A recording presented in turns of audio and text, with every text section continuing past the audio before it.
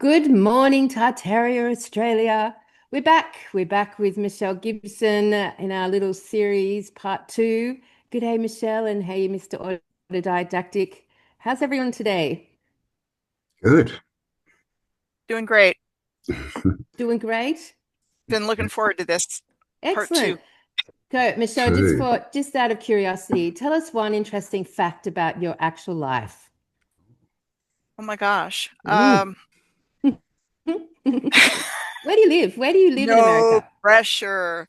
I live in Prescott, Arizona, And what's that like? What's that and like? it's where the old West meets the old world. Mm. So they're pushing the cowboy frontier, bang bang shoot 'em up narrative, world's first rodeo, all that good stuff here, and you're just surrounded by old world buildings and nobody sees it. They're just sleepwalking. There's people that are awake to it, but compared with the people that come through here, um, I don't no even clue see that it's it, not Doc Holliday and Wyatt Earp and saloon fights in the old West, and but it's all big masonry buildings. it's such an old world town, Oh and my it's God, show Right. us a much. picture. Where's the picture? I want to see Arizona where you live. Are you near Sedona? Yeah, I live about a hour and a half drive going the long way, Yeah. which is what I prefer since I have a senior car and I don't want to go the short way, which is over a high mountain without any rail guards and no place to pull off if something happens to the car. So I've got to have some repairs made to my car before I go that way. So I take the long way on the interstate, and it takes me about an hour and a half to get to Sedona, but I'm still within driving distance. So let Great. me Yeah, I think I bring it went up. through a let Send a bit of picture. Arizona. Route 66 goes through some of Arizona, doesn't it? It's desert, yes, yeah? Yeah, yeah. it's north of here. And we drove through there, and they got some weird rock formations and big piles of what look like cut rock, and it's very strange. Yeah, Cam and I've spent It, a lot of it's drives on those exact mountain roads with no guards and no railings Yes, and yes, we've done carrying that a lot. loads of Towing a wood. massive trailer. We've had some tricky adventures where we didn't die, thank God. Ah, yes, Yes. okay. This is Arizona. Oh yeah, wow, look at that. That's definitely old world. Nice big tree. so you, Is that a tree so stump you in the can see so background? you can see the tree stump there. That's Yeah. that's called Butte, but yeah, it's a tree, and there's a lot of those butte looking things around in the environment. That's the most prominent one, and it's the one that's identified with Prescott, but there's others in the area. Yeah, so they're all Tartarian old brown buildings in the middle of the desert. Geez, no wooden buildings and wooden footpaths, eh? How But, but strange. this is all masonry. But the, Yeah, but because the but the you know but the message is, of course, this was built. This area was settled in our narrative around 1864, which was still mm, in the American Civil War. Prescott yeah. was the capital of the territory of Arizona when it first came online, and so they focused here on Prescott. There was gold in the area, and then all these things happened quickly, like they do everywhere else. But there's just these beautiful old world buildings downtown, and you've got the slanted streets. Yeah. This place is I ridiculously flood. hilly. um, Yeah. I just drove from Melbourne to Queensland, like the outback way, and going through all these little towns of 1,000 people, and the old world buildings the whole way up. Always, always. yes. So once you start seeing it, it's everywhere, and that's been Mm. how it's been in my life ever since I started waking up to this. Yeah. And that was between 2012 and 2016 is when I really first started to see what was coming out of the environment around me. And and so I was telling you about this picture in my background, which is in Arkansas, a place called Pinnacle Mountain State Park. And there's one place in the whole park that you can get a view of Pinnacle Mountain and clearly see that it is a pyramid. And there's only one place where you can get the view that's in the background of the other two, and that's the visitor center observation deck. But you really have to be there on a clear day. That was a decent picture considering it's overcast, but the other time I was there, it was cloudier than it was here. So outside of that, you wouldn't know that there were two more pyramidal shapes in the landscape. How come they call it Arkansas and not Arkansas? Or why don't they call Kansas Kansas? That's a good question. And the whole arc, The arc of, it's, the arc of what? Anas. What does Anas mean? Is that anything? I don't really know, but James Tiburon, who was a geologist who channeled Metatron, and he brought in a lot of information about this grid, this Earth grid that I talk about a lot with the ley lines and the nodal points. Uluru is a nodal point. Sedona is a nodal point. He looked at Arkansas a lot, and he might have lived there. I'm not 100% sure about that, but he did have conferences in Arkansas, and that's one of the places that I first learned about this. And there's a lot of underlying crystals and things like that in the area, and it seems to have been a significant point on the Earth, whatever this place was before. Well, Anas means duck. Duck. Duck or friendliness in Arabic. The friendly cute. duck arc. Well, I like that. That's the nicest term we've heard for ages. Tell me, Michelle, are the pyramids behind you, are they privately owned or are they? They're not even acknowledged. Pinnacle Mountain, one of them, is a state park, and then you can't even get to the other two. Right. Yeah. You just can't. It's the same here in Australia. But one of my big dreams that I'm putting out there into the ether is to purchase land Yes. with one of these unrecognized and unacknowledged pyramids on. We've got quite a few here in Australia. I reckon what do you reckon, Cam? Are we especially I think most are in more? Queensland. There's heaps. Remember we caught the train to Rockhampton, and the whole way it was just pyramids and tree stumps coming out of this flat, scenery. So there's heaps in Australia. Yeah, so is a chance to buy and purchase land with an unacknowledged pyramid on at some point somewhere. I've got my eyes set on it just for the fun. For the fun that ones Do a in our Dr. Sam. Exactly. And it shouldn't be hard to do, like you're saying, because they don't call them pyramids. Yeah. They're not even going to acknowledge it. Yep. And if they do, they're like, well, these guys just like piled these rocks up in a pyramidal shape. Like the Gympie Pyramid and all these, which they knocked over. So they don't want this information out. I mean, you can't Google pyramids in Arkansas and find out a darn bit of information. So look, that works in our favor for the time being. Because we can hopefully buy the land that they're sitting on, because they won't acknowledge that it's anything there. Yeah, I mean, what an amazing place to have a burial ground with a freaking ancient pyramid right at its foot. Jeez, what sarcophagus inside the pyramid? Am I taking it to the next level anyway? Okay. All right, let's get back to where we were. So, but first of all, I just want to say before we even start this podcast today, we have 2 more live events before the end of this year. And the first one is Michelle Gibson on the 18th of September in Montville on the Sunshine Coast. And we're very excited to host Michelle for anyone who hasn't heard yet. And Michelle's going to be presenting a show called Not Quite Queensland. Was that it? No. Mostly Queensland. Mostly Queensland. Not the same. Not the same. Mostly Queensland. So that's going to be really. Do you want to say anything about it, Michelle? I'm going to bring the findings that I found all over the earth to your backyard and show you how exactly the same things are in Queensland, in Australia. And I'm going to bring in some other pieces of information, historical information, show how when Matthew Flinders was circumnavigating the continent of Australia and naming places after his buddies, like the Pelew Islands and up in the Gulf of Carpentaria, that it really appears to have been taking place in the same period of time as like the Lewis and Clark expedition in North America, and other things were going on at the same time. Hmm.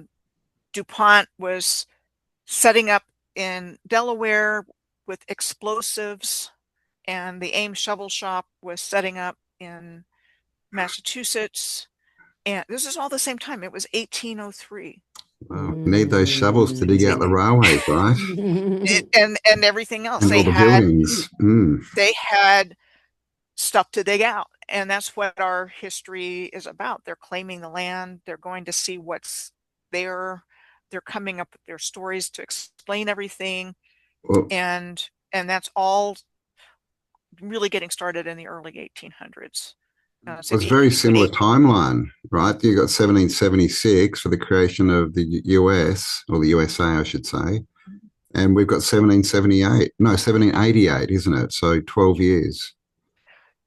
And then there's also 1717 was when the Premier Grand Lodge of England was formed, and 1741 was when the Royal Order of Scotland was formed within Scottish Rite. Freemasonry.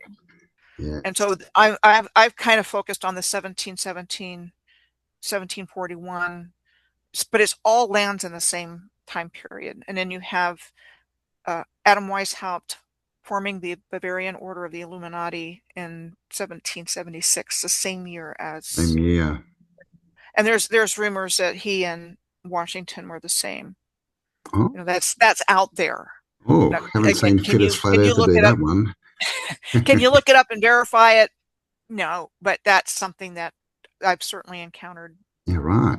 Over the years.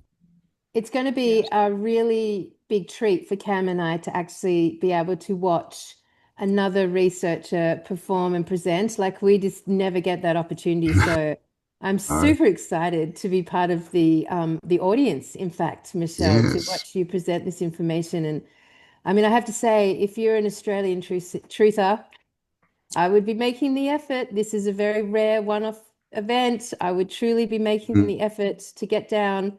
And if you do come down, then, you know, camp out or make it a weekend. And I haven't told Cam this yet, but I am suggesting we do a TA breakfast meetup on the Saturday morning.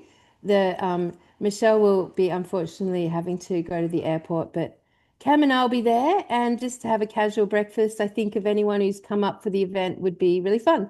So yeah, we've got campgrounds at Mullaney. So bring, you know, your tent. It shouldn't be too cold by then. And it's a nighttime event, only $55, guys. It's a bargain. Yep. Links below, by the way. Links in description, and also for Melbourne. Yes. So we're super excited to host Michelle. And I can promise you won't be disappointed. I've got a lot of information to share, and if nothing else, just really kind of see things a little bit differently from a different perspective, because I'm super interested in the railroads and the mining and how the two are interconnected. Like the railroads were brought online for the mining. I believe they were pre-existing, and I'm going to go around and show a lot of the things, but one of the things, you know, talk about the bits of not only Australian history, but world history that don't make sense is, what the hell did they do with the railroads? Why did they take them out? You know, they tell us they built them, and then within a few short period of years, they were gone. And oil is part of the story, but if you look at things in terms of an energy grid, which is something that I've really been focusing on in my research, the railroads were part of that energy grid and part of that energy transfer. So basically they're breaking the circuit. So they had the railroads with the water courses, the canals, and the S-shaped rivers, the waterfalls. They were connected to this hydroelectric power generation. And you know, whatever happened to the grid, I personally believe that the grid was destroyed, and that caused a lot of what we see in the world today in terms of the earth changes and land, how the land changed. But all of that's been removed. I mean, if there wasn't something nefarious going on, why do all of that? Why not tell us the truth instead of giving us these ridiculous stories about them being built and then abandoned? I think we know why they don't tell us. And then they take the rail out and they become rail trails. But these are still energy transfer points, and I think we're getting into the energy harvesting aspect of it. And that's really what I wanted to focus on today, was how this free energy grid that we intuitively know existed, right? A lot of researchers have talked about this highly advanced civilization and this energy system that powered the infrastructure around the world. But what happened to that? And I believe that was reverse engineered into what we know of as the matrix to harvest our energy for whoever's getting it. Something somewhere is getting this. And so I've chosen the topic of insane asylums to talk about today. All right, let's go. Let's do it. All right, you get organized there, Michelle. Insane asylums on the grid. Yep, cool. So just before we kick off with the insane asylums, which Cam and I love that topic, it's one. I just also am going to promote one more. Our last live event of the whole damn year, everyone, is happening in Melbourne on the 31st to the 1st of November. In fact, it's a 3-day event. We're doing the live on the Saturday. We'll have dinner on Saturday night somewhere. On the Sunday, we've got Q&A, but this time, because it's our last live event and it's a big celebration of the community, we've got 4 guests, 4 of our favorite Aussies coming to join us, Rachel Vaughan, Dale Holmes, Nikki Penfield, and of course Paula, who is a very loved feature now of the Australian research scene. So it's going to be super great. They're all going to present for 30 minutes, and then we've got Q&A for the rest of the day. And Sundays have shapen up to be a really hearty experience where a lot of the sort of taking the information on and processing it overnight, and ends up with hearing wonderful community stories and questions and lots of tears, and it'll all be really beautiful. And then on the Monday, because it's a public holiday, because do you know, Cam, we've timed this show with Halloween. Can you fucking believe that? Really? The old flop camera Halloween. Woo-hoo. Talk about risking our odds. Melbourne, which is already dodgy, coupled with Halloween and the Melbourne Cup. And the Melbourne Cup, the week after the Melbourne Cup. But on the Monday, we are going to meet up at the Shrine of Remembrance. So if you've got your newspaper this edition, you'll see that we did the feature on Nikki Penfield's great theory about the Shrine of Remembrance. And she's going to be there leading us with the gang, and Dale and Rachel and Paula through the shrine. And hopefully this year on, we won't get shut down by police just for being in a group of people. We can go and see with our own eyes. So it's a 3-day celebration of everything to do with the TA community and research and everything we've stood for the last 6 years. It's our last one of the year. So if you're going to make the adventure, book it in and come and do it, guys. I want to sell this show out, and I want it to be our biggest party of the year.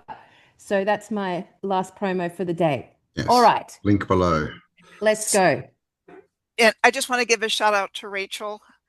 I suspect I probably won't get a chance to meet her in person this trip, but I really respect the work she's doing to raise awareness of the ley lines and healing the ley lines, because that's super important. Yeah, lay love super down. Important work. Yep, she's doing beautiful work. Beautiful soul. Rachel is a beautiful soul, and we love her a lot. We got to spend some time with her in Adelaide recently. It was cool, Cam. Hey, it was really good. It was great, yeah. Yep, we really respect that one. All of our friends in this area, we love a lot. Yeah. We're all, like you said before, Kelly, we're all doing our bit and doing the best we possibly can. Yep. And getting that jigsaw done slowly. Yeah. or till I own a pyramid. It will happen. It will happen. I So, agree. so let me bring up my presentation here. Yeah, let's go. So we kicked And off last year. We would last week. Geez, get your timelines right, Kelly. And last week we were talking about your very interesting observation about botanical gardens and industrial estates in every capital city. And today we're going to kick off with the sane asylums. and again, I wanted to focus on examples of how this free energy grid was turned into the matrix with this example.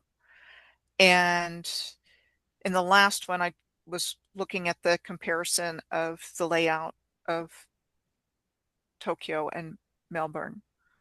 And so this is a different aspect of it. But it's interesting because on the subject of turning the original free energy grid into the matrix, I'm going to talk about the 19th century insane asylums, specifically in this example, Kirkbride facilities, of which the Callan Park Hospital for the Insane in the Sydney area was one of two located outside of the United States, and the other one was in Dartmouth, Nova Scotia. The rest were in the States, to my knowledge. The Callan Park Hospital for the Insane was a Kirkbride facility which was located on the grounds of Callan Park in Sydney's suburb of Lilyfield, on the lower left there. Thomas Kirkbride was a physician from Pennsylvania who was credited with designing a system of insane asylums starting in the mid-19th century that were said to have been constructed according to the Kirkbride plan across the U.S., and while numerous Kirkbride structures still exist, many have been demolished, partially demolished, or repurposed. Okay, so the classic example is Jesus, this one. huge. Why? That's what? So this was the first building said to have been constructed with this plan in mind, and it was the New Jersey State Lunatic Asylum in Trenton, New Jersey. And this was said to have been constructed for the purpose of housing crazy people in 1848. And so, you know, I don't think it takes much to visualize this as an old world structure. No.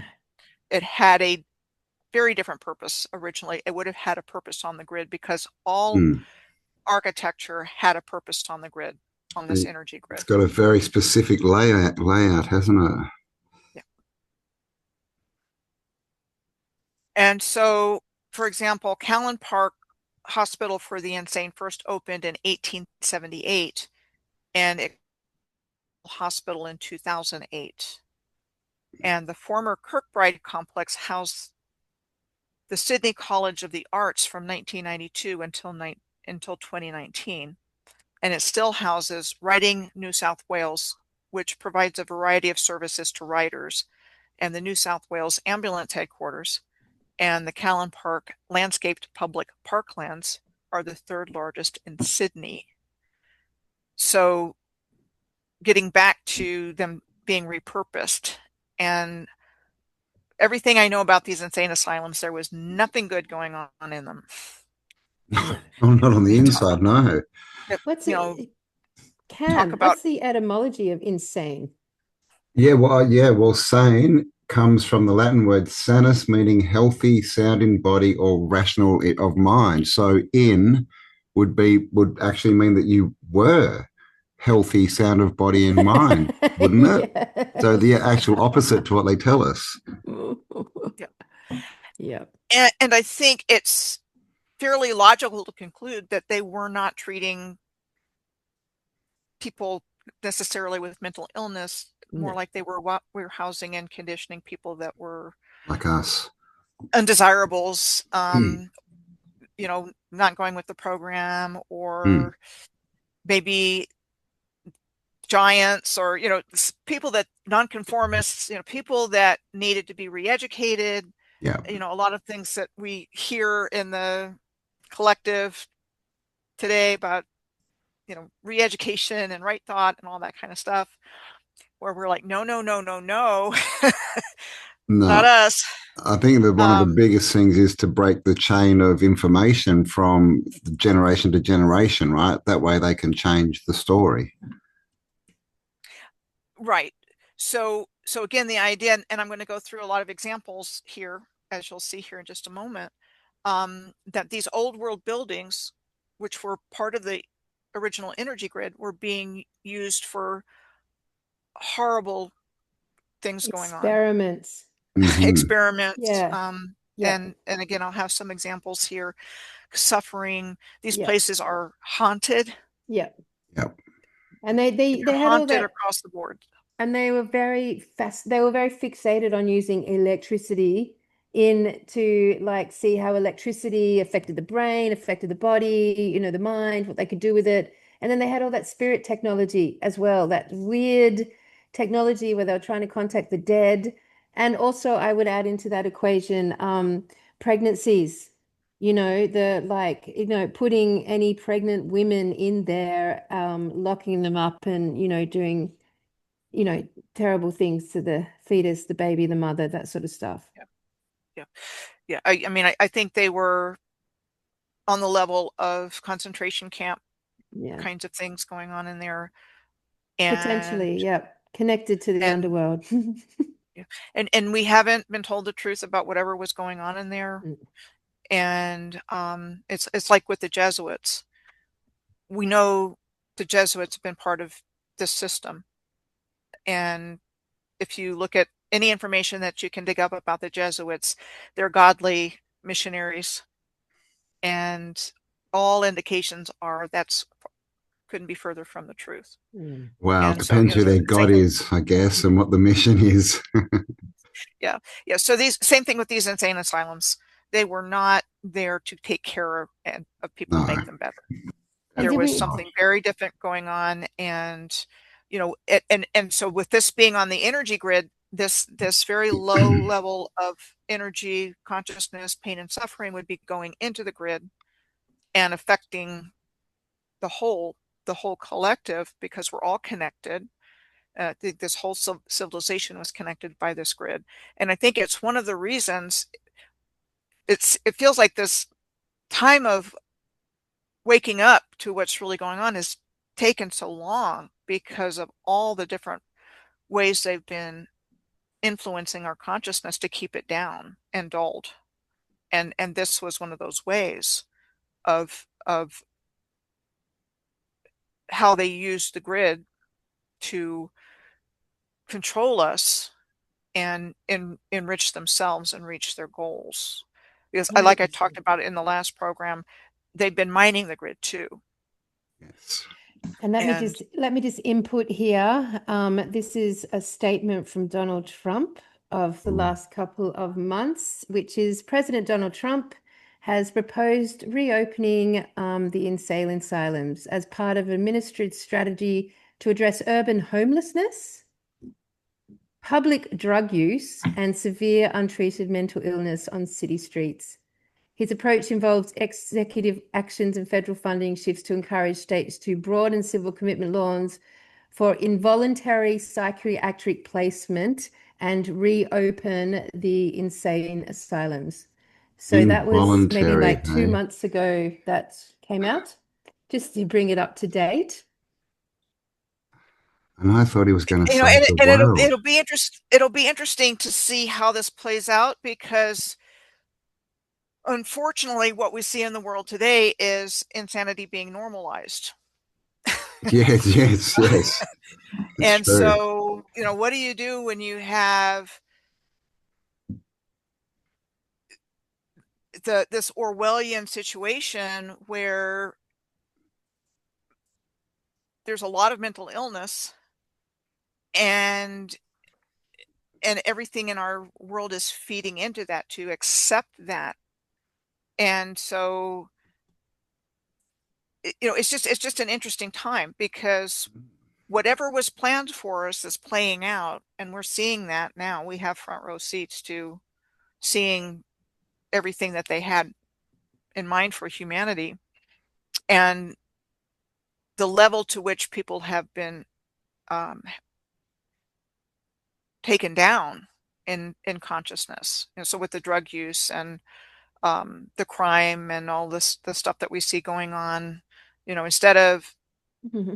let's say, a mud flood, whatever caused a mud flood, now people are just being attacked randomly by invaders, people coming from other countries and different way of life. And it seems like that whole purpose is to do to the West what has been done to these other countries, and we're seeing that play out right now.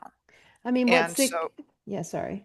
Go on. go ahead, Well, I was Kelly. just going to say, it's interesting. The very first connecting point he makes is to open the insane asylums to deal with homelessness. I mean, that's not the answer to homelessness, which, by the way, they created in the first place. How easily it is to link anything that's disenfranchised to being connected to an insane asylum.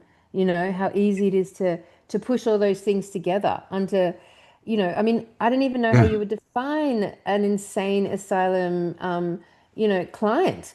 It was like, when people think about it, it's like really, really dangerously mentally ill. But that's not actually who ends up in insane asylums at all. No, no. Well, in the past, in the last round of insane asylums, a woman who was divorced could be Exactly. termed insane and put in an asylum. Exactly. A woman menstruating and Yeah, complaining about it could be yeah. in an insane asylum. Mm, So, yeah, it's a bit scary. it's a slippery slope. Yep. Very slippery Yeah, it is. slope. It's a very slippery slope. It's a very slippery slope. And knowing what we know now that we didn't know before, like you made with that point, Kelly, it's like you hear insane asylums go, wait a minute.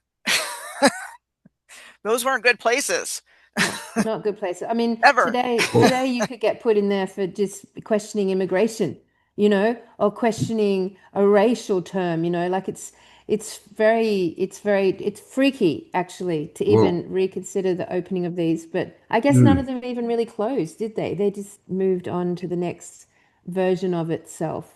into the That's pretty much what indoctrination. happened. And Mm. I've got some examples of that. So, Yeah, let's um, go. so to use this example, the following screenshots are on a linear alignment between Callan Park and Sydney, and ending at the Cloverleaf Highway interchange in between the Bronx Zoo and the New York Botanical Garden in the Bronx.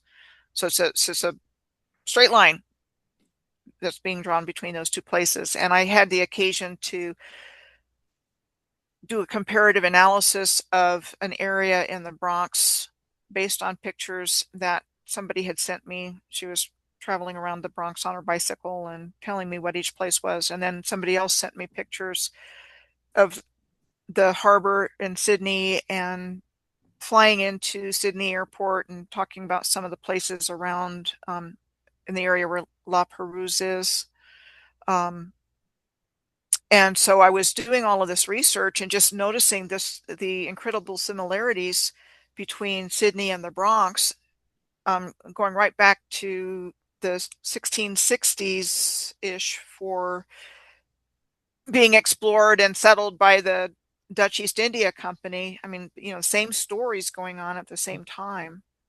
And it was just really startling to see how similar everything was. And so this is where this alignment crosses, leaving Sydney, going towards the Bronx.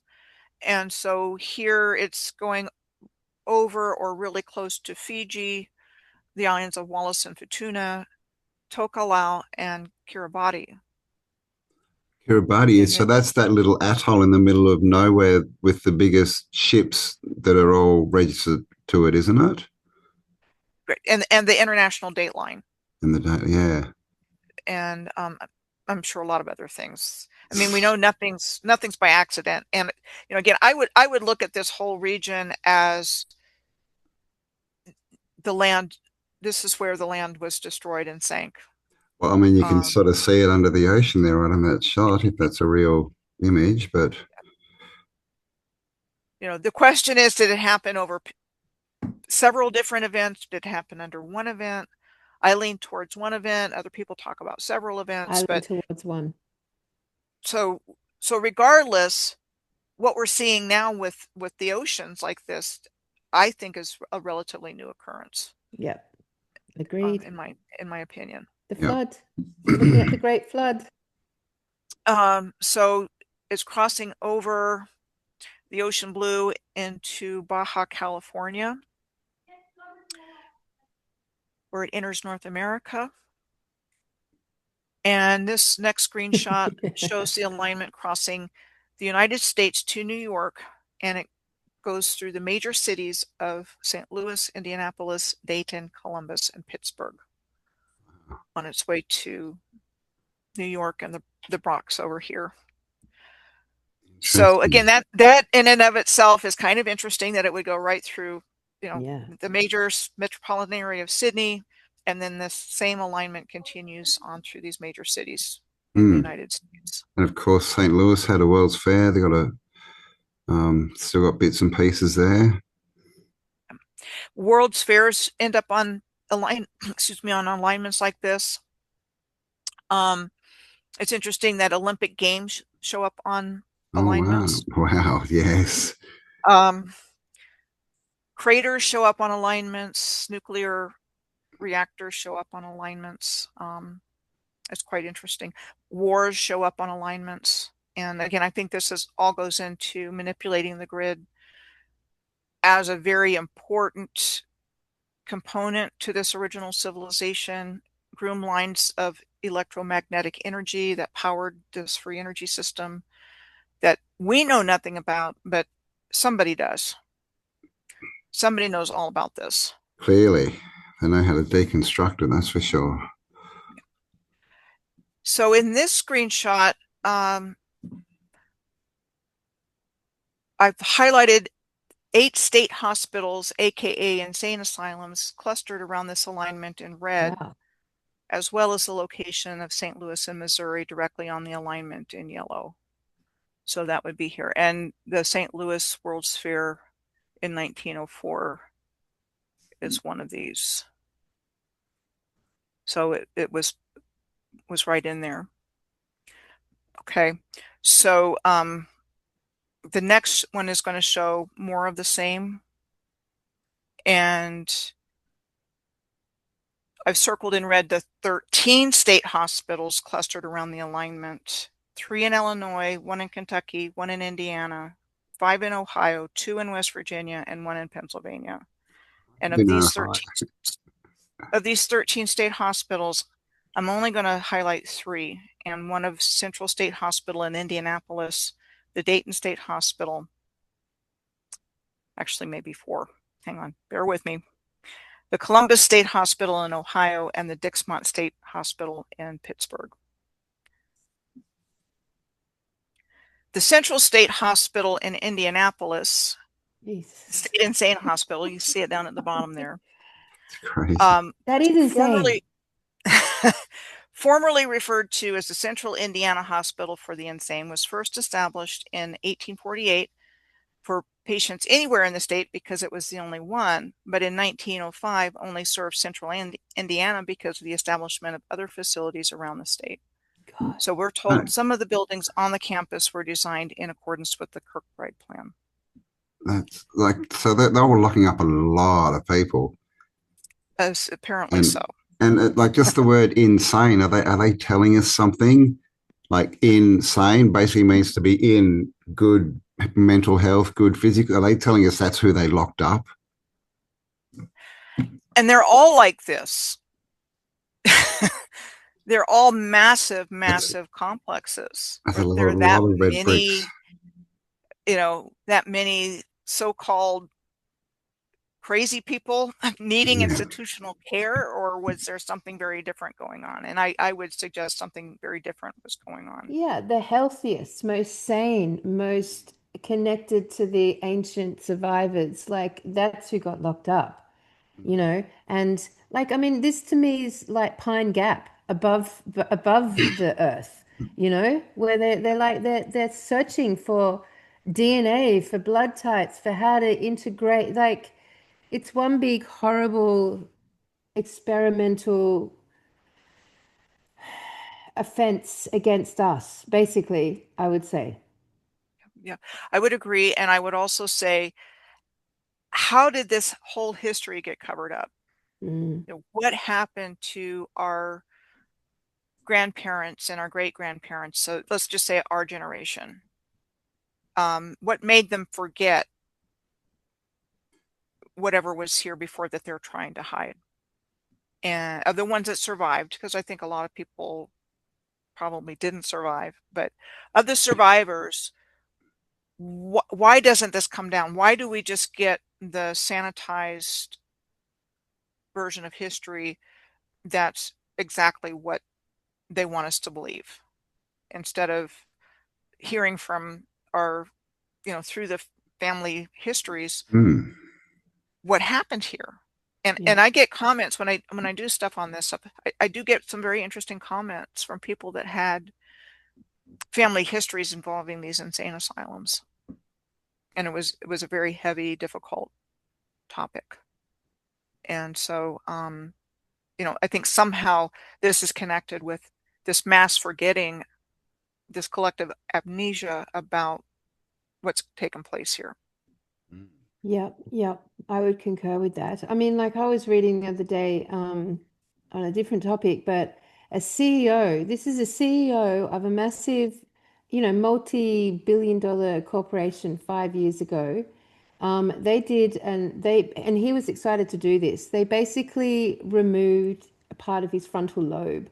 And they did this because from his thoughts and the doctor's thoughts and everyone around him who was thought it was the greatest idea ever, was so that he could get rid of his emotional landscape and just make really clear strategic CEO decisions without being bothered by any sort of emotional drag. And they did this experiment, right? This is a true story, recent true story. And what happened when he came out of it is that he no longer could make any decisions because when he removed that side of his brain, the emotional side of it, he could no longer even decide what cereal to have for breakfast or, how to tie up his shoelace. It rendered him absolutely useless. And so you can, like, them Wow. fucking with the brain, you can see how dramatically they Mm. could alter the expression of the human being working through, a severed engine like that. And memories and all that kind of Yeah, stuff, right? And I mean, because the brain's a receiver, right? It's like a radio. If you get a radio and smash it and take some bits out, it's not going to work, at least not the yeah, same. yeah. I Right. mean, it And wouldn't surprise me if the insane asylums were actually the first basically testing grounds to start to develop artificial intelligence. Yes. Well, when we started talking, I was thinking about Dr. Frankenstein's monster. Exactly. Mm. And all those things we even talk about in the show where the use of trying to reanimate the dead with electricity. They did so many experiments with electricity around creating life forms that were dead or weren't, like Frankenstein's perfect example. That Yeah. was like a whole genre in the Yeah. 1800s. And cryptids and all this. And by the way, Mm, Frankenstein, anyone? Stein? mm. Hello, kitty. and he decided he wanted some attention. Um, and so they, the controllers, the Cambell, the deep state, whatever name you want to call them, um, do not want high functioning humans in higher Oh, consciousness, knowing who they are and their connection to the creator and to each other. They want messed up, controllable people. yes. 100%. And so um, that's their ideal. Yeah. Controllable and people that would just accept the given narrative, right? Without question. Right. Yeah, I mean, and I Yep. think to myself, well, good on us team for not being that. But then I think, gosh, there's so many people within the people who haven't fallen for that, and they've got very strong conscious minds. And to me, that's equal your connection to your intuition. Like your intuition to me is like the echoing of a unified field, because it's when you're connected to all things and you get those intuitive pulses or impressions or voices, whatever that protect you and guide you and move you closer to your path. That to me is one of the things that they've spent a lot of time trying to Mm. sever. And even within the greatest minds, everyone is so still connected to such strong programming, like in different, well, I religion, I put religion into that category. I could put racial tension, I put war, all of that stuff goes into that category for me. There's this like Mm. even to be a patriot and want to go to war and murder, that to me is programming. So, even good Well, solid was, minds. was all the trauma, generational? Is that why we get what we call, NPCs, people that just can't see anything but the system? Right. Right. And those are all very good points from both of you on this whole situation. And I think has attenuated this whole situation of this using the grid in a way that it was not originally intended. And that's kept us down. But they couldn't keep us down forever. And so that's what we're seeing now. But I think it played a big part in it, along with the sporting events, like we talked about in the Yeah. last talk that we had, in the stadiums and the trains nearby, and all the different ways that this grid's been reverse engineered to harvest our energy unconsciously. I And mean, and sorry. these insane asylums certainly played a part in that. I mean, life will always triumph death. Like light, the living with the light will always triumph the artificial with the false light electricity. So when you say manipulated or use the grid in a nefarious way, to me that has to be in opposition to what we are as humans, which is alive and full of light. Again, so the like to me when and we know it.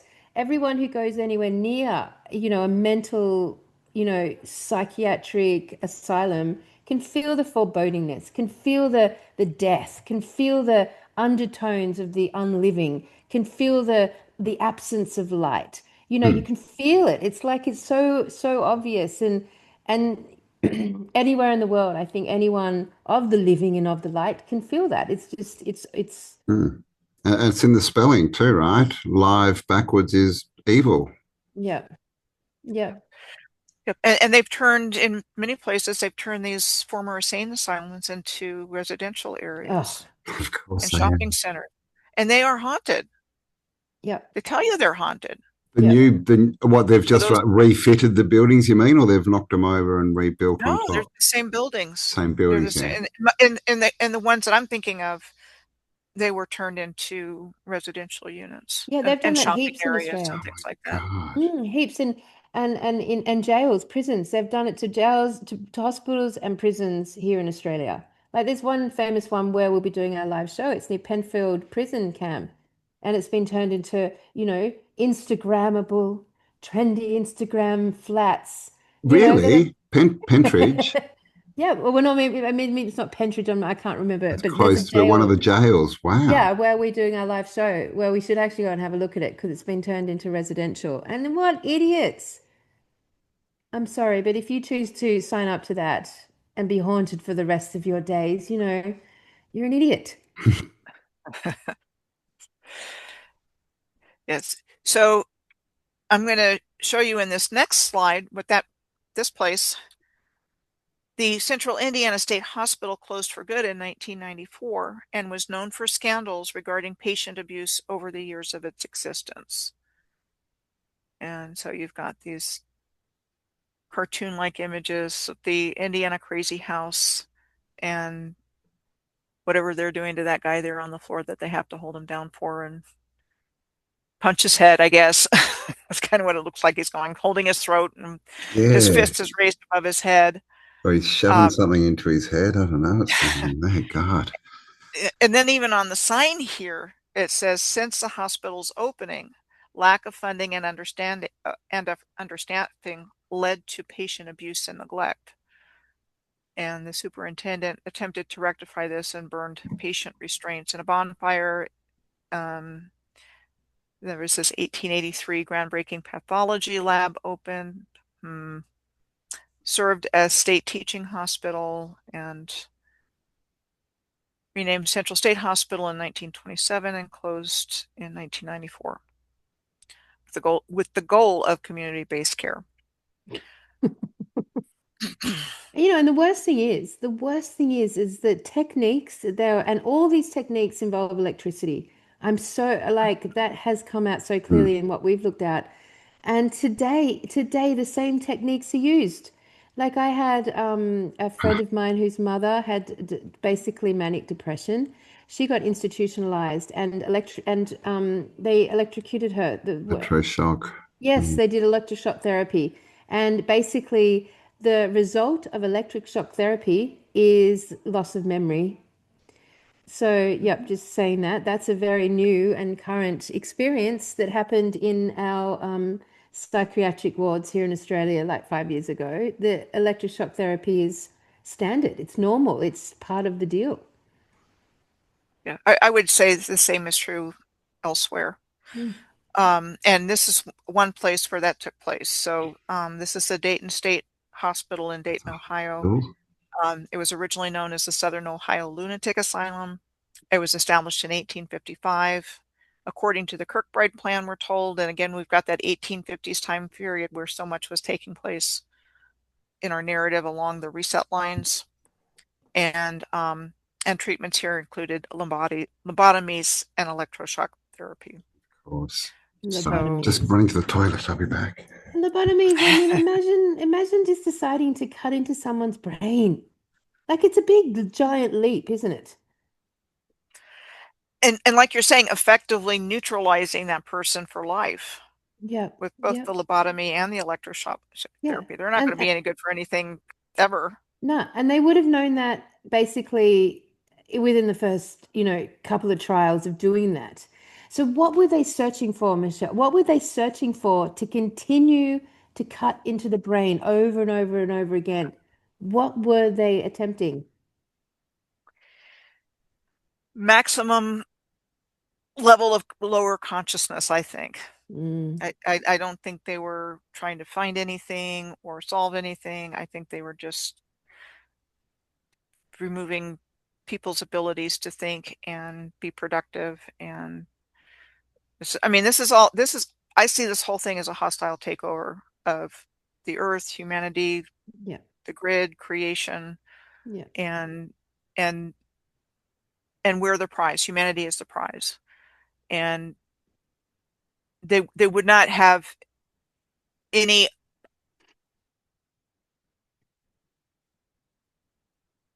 opportunity to succeed in their plans for world domination um, if people were functioning at a normal level, and they didn't do these things. And so it was their only chance, in my opinion, to be successful in this takeover, which they're ultimately not going to be, as I keep saying, but this is one of the many Mm. ways that they accomplished. Do you think like And Yeah. lunatic? Do you think it's got anything to do with the moon? We have all these stories of the moon, coming in at some point.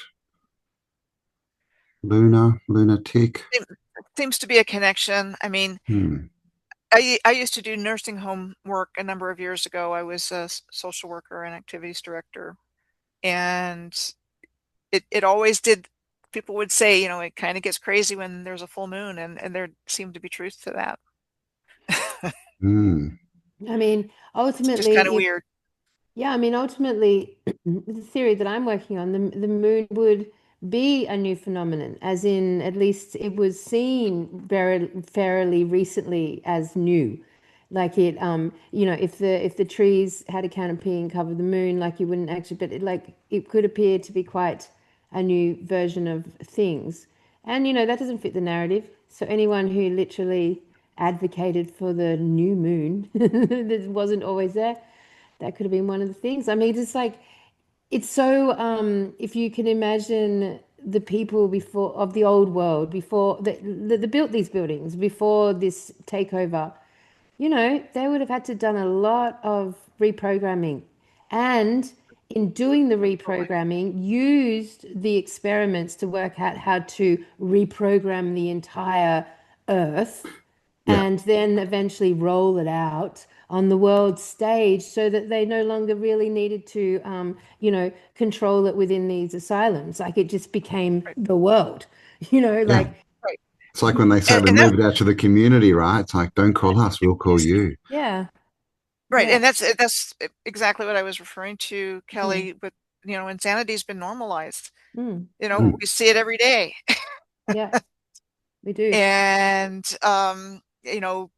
yeah, that's part of, I think, the overall plan that they had. And this place, the Dayton State Hospital, is an example of one of those places that was turned What? into Where you go to retirement. live? So it's a retirement home called 10 Wilmington Place. And this is the main building now being utilized in this capacity. And again, these were places where, like we were just talking about, lobotomies and electroshock took place. And so you got to know that the field is disturbed in I mean, places like this. fuck, of course. Again, you're an idiot if you don't know that.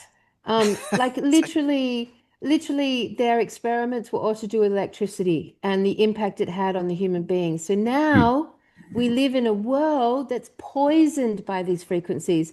The frequencies coming off all of their technology and all their Gs and 5Gs and 6Gs and 10Gs and all of this shit they build deliberately in schoolyards and near, in township, everywhere that they can possibly connect it to affecting the human being, they've done it. So Hmm. everything they learnt in those asylums, they have now spread across the whole world. I would say we're living a life for the general person who's not, hasn't moved back to nature, are living a life with higher electrical interference than what we would have received as victims of the lunatic asylum back then.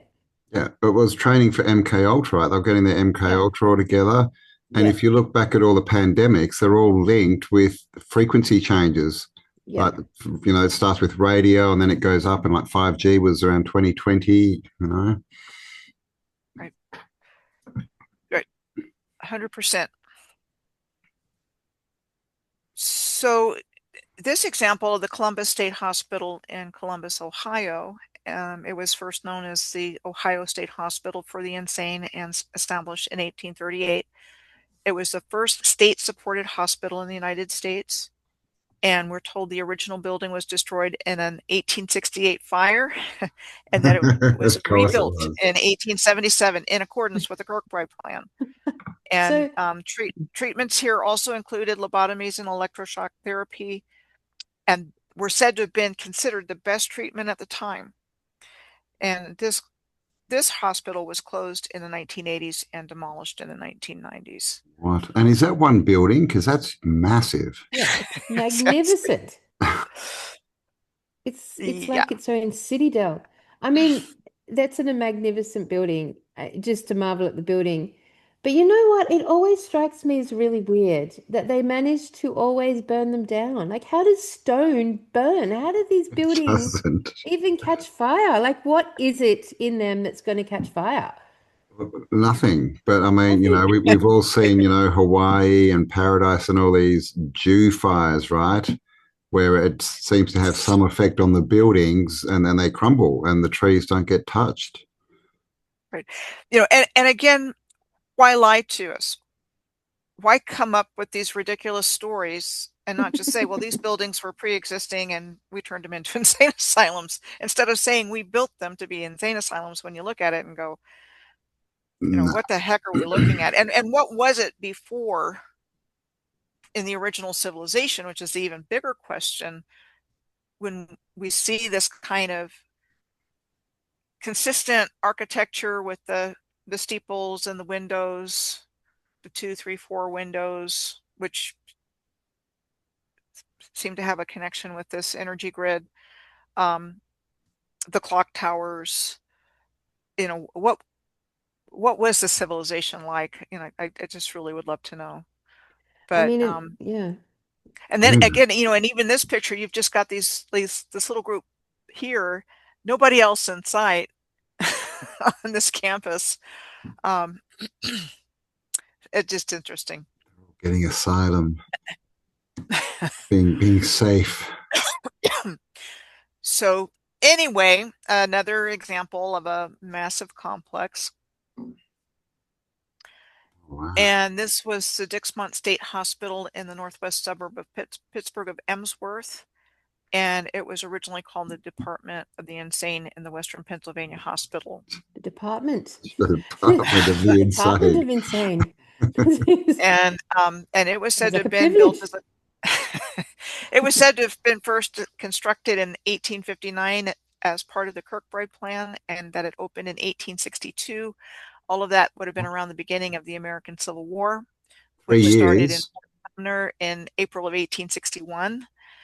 And so it closed in 1984. And after it had been abandoned for 20 years, it was demolished in 2006. And they love to do that, right? They abandon them, they sort of mess them up a bit, and then they go, oh, now it's unsafe. We have to knock it over. Yeah, there's something about them leaving these old world buildings in an abandoned, deteriorated, ruined state. That's in some places they knock those buildings down, and in other places they let them sit and sit. They're And probably, I think that's some way of degrading the grid also. yeah, they're probably unleashed radioactive demons that they're just like slowly letting them seep into the broader spectrum of the living. You know what, like these buildings and the sort of like the demolishing of these buildings and them catching fire and they're like the whole process they go through.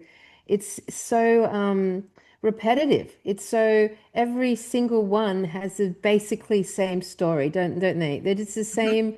And it's like it always strikes me when we parallel the Civil War days with buildings like this, where the books you get shown at school of Civil War is they're basically fighting with knives and muskets. Just Hmm.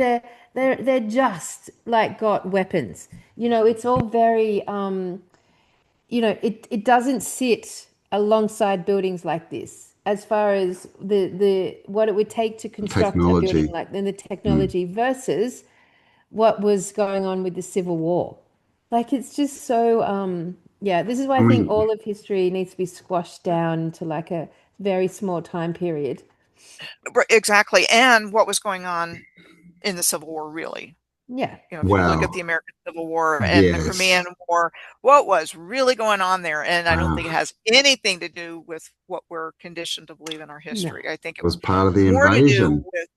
with cover, taking down the civilization, the original people, covering it up, and they were doing something. I think something was happening during those years, but I do not believe it was the story that we're told about it.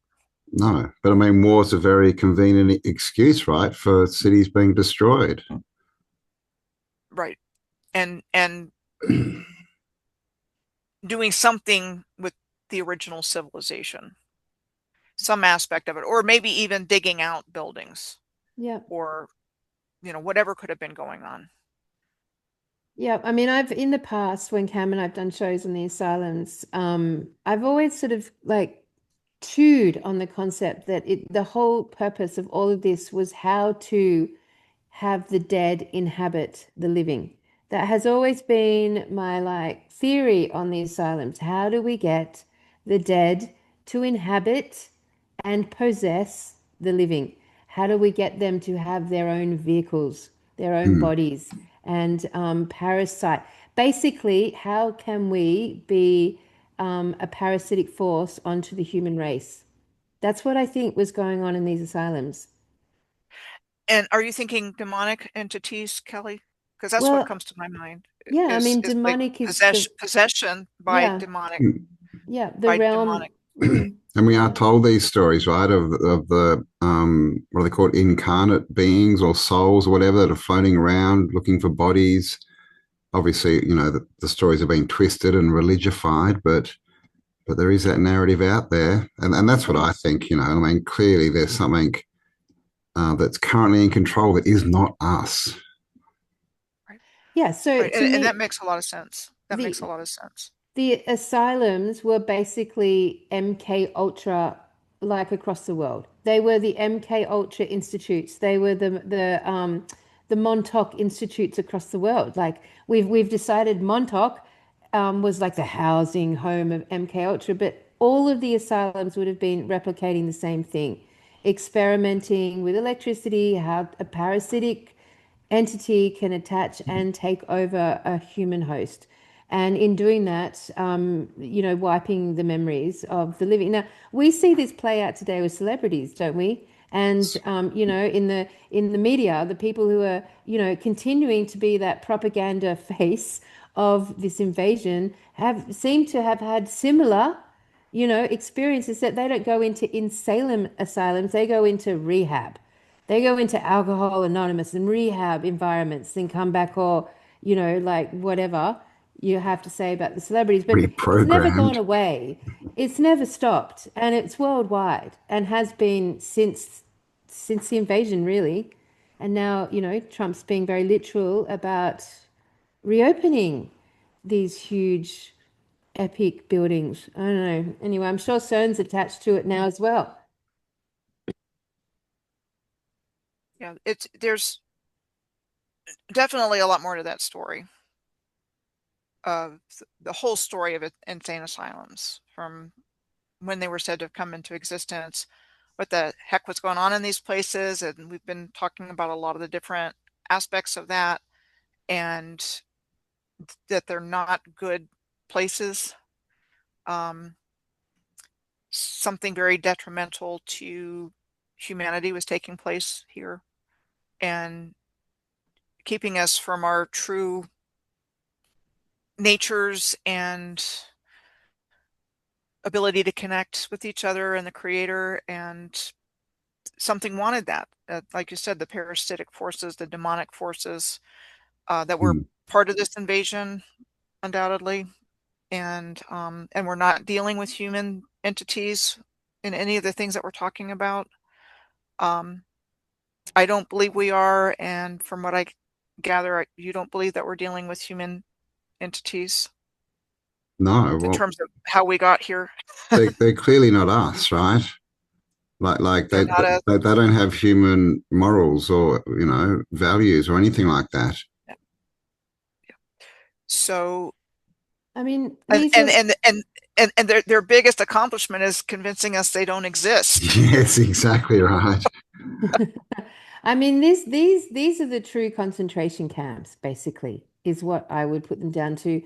I mean, we can't say specifically it's not a human phenomenon. I mean, obviously at some point there was earthlings, human beings that fell victim to whatever this is. The best I've sort of come up with is, I mean, I keep referring to voice of God technology, that there were voices placed in human heads that somehow were convincing enough and godly enough, inverted commas, that basically convinced them that this was God or this was their creator. And thus bloodlines began in service to this idea, to this force, to this unknown voice.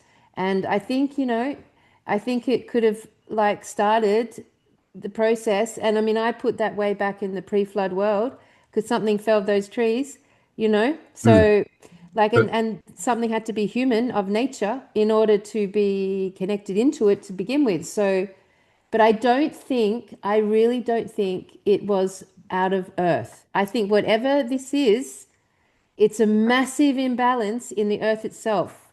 So my theory would put the invasion from and a part of earth, which keeps changing its size, shape, and face. We literally do not understand the nature of the earth that we exist on. So that's why I Right, refer it to it as the underworld or the empire of the dead. right. And they don't want us to know anything about it. No, no, of course. They don't want us to know about anything. Of course not. So they're happy to teach us garbage and lies. yeah, and I mean, And obviously, go sorry, you ahead. go. I was going to say, obviously, with the voice of God, there's rewards, right? They Yes. do get rewarded, and that's still going on today. And we see it in Hollywood and the music industry. People selling out their ethics and their humanity for physical rewards. Because they created the systems, Cam, that Mm. deliver the rewards. Yeah, from the exactly. beginning. Yeah, they've It's like, created all of our money and all this stuff. They yeah, control the reward system. yeah. And Yeah. again, it's binary, it's not relational. I mean, we go on and on and on and on and on about this, but it's a very clear distinction between a unified field and a field of duality, which is ultimately the separation from one's own intuition, one's own unification of the whole. So that's been, Exactly. yeah, a crack that they have created in this control grid. And then everything about our current reality, our reality here is just a reiteration of that original fall from our own unification, our own unified field. Right, right. So there's definitely a human element, like you're saying, Kelly. They're messing up people to become the worst version of themselves, Oh, to fuck be yeah. Yes. to go insane, if you will. I mean, Um, who were these outrageous human beings who worked in these asylums, committing these things and holding these people down and then finishing it off with a bit of rape? You know, like who are these people? Who are these but humans? That, we see that happening today, don't we? yes, we do. And That's still 100%. happening. Mm-hmm. And And, with enough trauma, you can turn people into, non-humans, right? That they'll just do anything if they've got enough deep trauma. Yep. Hence, we, SRA, MLK, all this kind of stuff. you've talked about MK Ultra and what they're doing. They're creating multiple personality disorders and alters that they can trigger to do like mass shootings or whatever with code words. Yeah. You hear about that happening, and they're going through trauma to split their personalities into more than one, and their personalities aren't aware of each other, and Yep. I'm sure those kinds of things are going on here Yep. in Yep. places like Absolutely. this. We live in the end result of what these asylums were experimenting to establish and develop. We live in the end result of that. Now, today, everything to do with artificial intelligence and technology and the microwaves and the frequencies that are rained down on us have their origins in the experiments that were Mm. going on here. Yeah, and the origin of TV was literally, it was created to be a mind control device That's right. And a spirit technology. and spirit and all, yeah, all that stuff. Yeah. No, In the live show, every single advancement in technology came down to the inventor being obsessed with um, contacting the dead. Obsessed. Every single innovation from the 1800s onwards, the inventor were obsessed with the dead. I mean, Mm. that's just fucking weird. I know, right? Even NASA. Jeez. Yeah, it's just so weird. yeah, yeah. I had some other thoughts come in while you were talking, and Yeah, go for they it. didn't hang around. So, Oh no, sorry. but They'll yeah, come back. it will. Um, and this is certainly an important aspect of our world. I'm bringing it forward to shine light on it here in this example, and I know what I was going to say. I gave the example of Callan Park because it's the only Kirkbride in Australia, and I could connect it this way.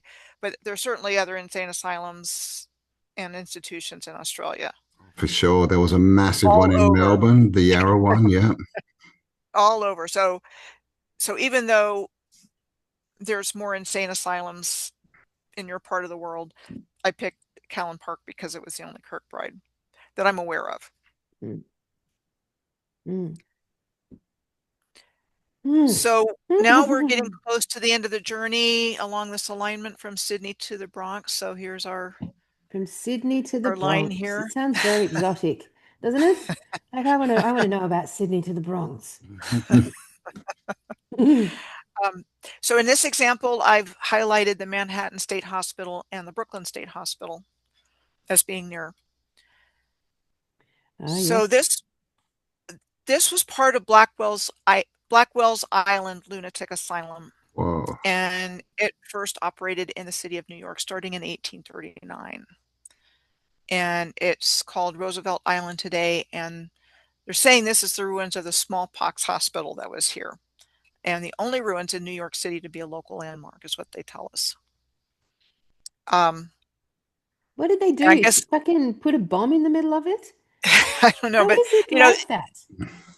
you know, but it's also it looks like you could plop that building down in the middle of the UK and it would be quite Yeah, it looks Yes, like a castle. it's like like Harry Potter.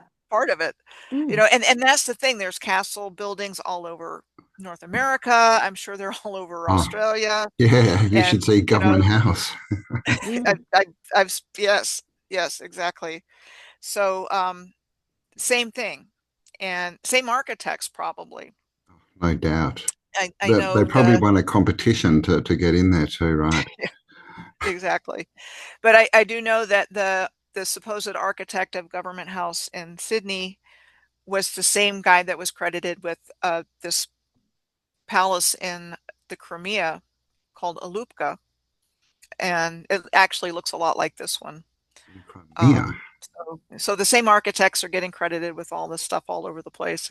Before we had transportation that would make that uh, convenient. And so the New York Asylum for the Insane was said to have opened in 1863, and the building was significantly enlarged in accordance with the Kirkbride plan in 1871. The state took over operation of the hospital from Manhattan in 1899, and at the time, with 4,400 beds, it was the largest psychiatric hospital in the world. And the current Manhattan Psychiatric Center facility is still active and was said to have been constructed in 1954. But again, you're still getting the size here with all the rooms they have. It looks like an old And world that's building that's really, been de-facaded, right? And had all the Yeah, stuff taken off it and yeah. coated in stuff. Yeah, I mean, that's fucking massive. that's That is big. a who owns it today? Do you know, Michelle, who owns it? it's this is part of the Manhattan Psychiatric Center. So Well, maybe city or that's state. a freaky building. That's a freaky building. That's like a vertical prison looking building.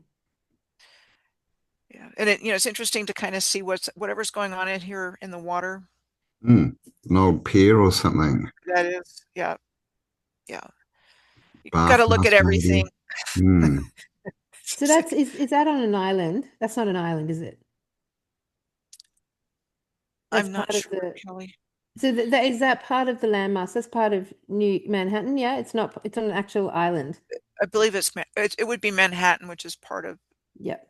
I think Manhattan's an island. And Manhattan is that's an still island. functioning today as a psychiatric hospital. Mhm. Yes. All 4,400 rooms. The original one, I don't know if this one, but it sure looks like it has 4,400 rooms, even if it doesn't. It does. Wow. But at one time it did for sure, Oh, whatever gosh building they were almighty. using. And then the Brooklyn State Hospital has a history dating back to 1854. Again, we're looking at the 1850s, comes up a lot. And all over the world, in North America, in Australia, in Europe, in Asia, 1854 was the year, or anytime in the 1850s, really. So this was first known as Kings County Hospital, and that in 1882, a fire broke out in the building, Of and course. that fire impacted the men's section. The building was repaired after the fire, but no significant changes were made until 1911, at which time plumbing and wiring were replaced and fire escapes and systems were finally installed. You, you know, Sounds like a mess. and it reminds me, as you're saying that, I had that TV series Stranger Things flash into my head. Where they've just like opened a portal to the underworld and there's, things are coming through and then they have to blow it up and then it like destroys fire in the building but like honestly, even just seeing those words, Office of Mental Health. I mean, my entire life, I've seen words, blah, blah, blah, mental health. Like, you're so right when you say how normalized it is. This concept of mental health is just like they have so many departments and government organizations and funding to do with mental health. I mean, I work in a charity and I know how much funding is allocated through Australia for mental health, as if it's like this epidemic. like it's so used. It's like it's such a solid department in every state, on every continent around the entire world. Mental health, the Department of Mental Health. It's just like Yeah. it blows All my these mind. words. And like Yeah. office, it's like of vice. And vice means to fart. Get to fart. I But it mean, is an like epidemic. it's an It's an epidemic, epidemic.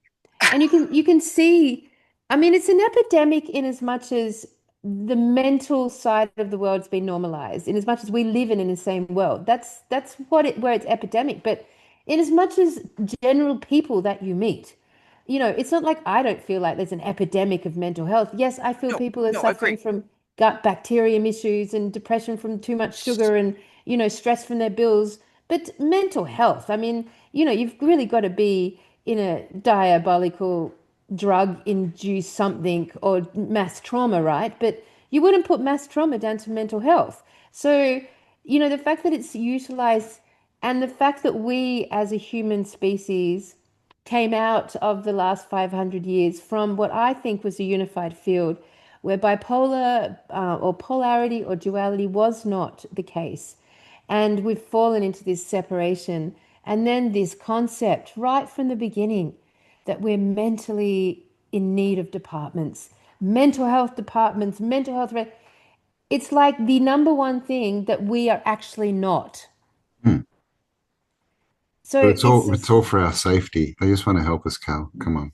yeah, I mean, it just blows your mind. Like it Hmm. literally blows your mind Yeah. how dominant this concept of mental health is as a phrase, as a Hmm. department, as an office. Yep. They're doing it now with the brain implants, right? It's starting off, it's to help quadriplegics and paraplegics and all this, and it'll go up, and next thing you know, it'll be to help people with bipolar.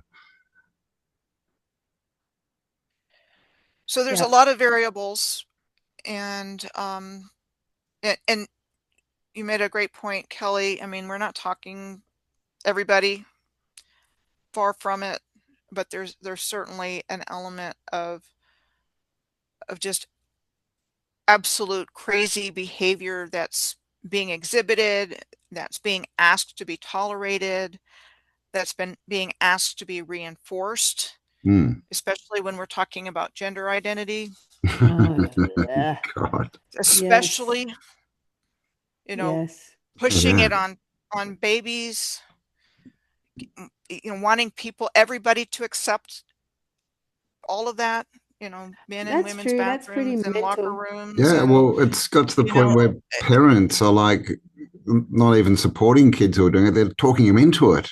Yeah. or it's being done behind the parents' back. Well, that as well through the school That's system. happening a Yeah. lot. That's happening a lot here in the States. So, I Yeah. mean, that's where we're at. And so, Yeah. I but mean, I, they can't shove that down everybody's throats. And it's getting so obvious that that's what they're trying to do. but And I it's think going that's to, one of the places that's going to backfire.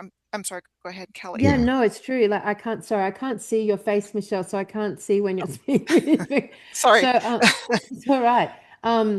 So for me, the transgender, that whole like, this is a boy, this is a girl, this is a cat, whatever, concept is going on. It won't, it's very easy to see through it. It's transparent for the majority of humans. Like it's been rejected by the majority. And I can say, like in my lifetime, maybe I have come up against maybe only a handful, maybe less than five individuals in my life that have had actual Hmm. mental health issues that, needed some form of medicine or focus on or some support with. But in my whole lifetime, generally speaking, that is not the case.